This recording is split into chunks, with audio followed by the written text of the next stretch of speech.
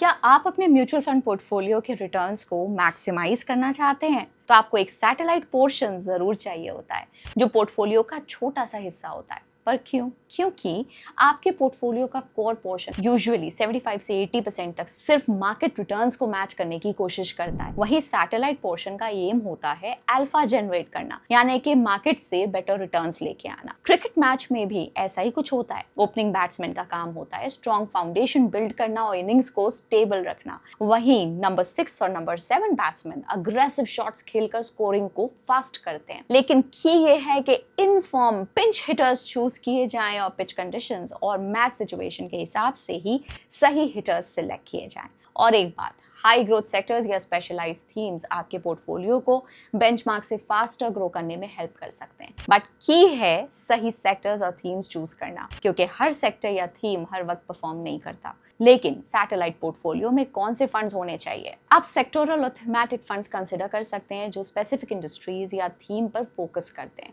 For example 2020-21 में IT sector और 2023-24 में इंफ्रास्ट्रक्चर सेक्टर ने डाइवर्सिफाइड फंड्स के कंपैरिजन में काफी हायर रिटर्न्स दिए थे during their bull phase. Also आप डिजिटल इंडिया, मैन्युफैक्चरिंग और रूरल इकोनॉमी, ग्रीन एनर्जी और ईवी थीम्स वाले फंड्स भी एक्सप्लोर कर सकते हैं। इंटरनेशनल फंड्स भी कंसिडर किए जा सकते हैं, जिससे इंडियन मार्केट बायस कम होता है और रूपी डेप्रिसिएशन से भी प्रोटेक्शन मिल सकता है। सिर्फ यूएस फंड्स तक लिमिटेड रहने के बजाय चाइना, ताइवान, ब्राजील जैसे इमर्जिंग मार्केट्स पर भी नजर डाली जा सकती है। फॉर एग्जाम्पल ये कुछ इंटरनेशनल फंड्स हैं जिन्होंने काफी स्ट्रॉन्ग परफॉर्मेंस डिलीवर की है। आप स्पेसिफिक इंटरनेशनल थीम्स पर भी फोकस कर सकते हैं, जैसे कि एआई या सेमीकंडक्टर्स, जो आपके पोर्टफोलियो को एक एक्स्ट्रा बूस्ट देने में हेल्प कर सकते हैं। डू नोट कि इनमें से कुछ फंड्स फ्रेश इन्वेस्टमेंट्स के लिए बंद हो सकते हैं। अब चलिए देखते हैं कुछ सेक्टोरल और थीमेटिक म्यूचुअल फंड कैटेगरीज के 3 और 5 ईयर परफॉर्मेंस। सपोज आप लार्ज कैप, फ्लेक्सी कैप और large and mid cap funds के कॉम्बिनेशन में 1 लाख रुपए का लमसम 5 साल के लिए इन्वेस्ट करते हैं। अगर हम 12% CAGR अज्यूम करें तो ये इन्वेस्टमेंट लगभग 1.76 लाख तक ग्रो हो सकता है। हाउएवर,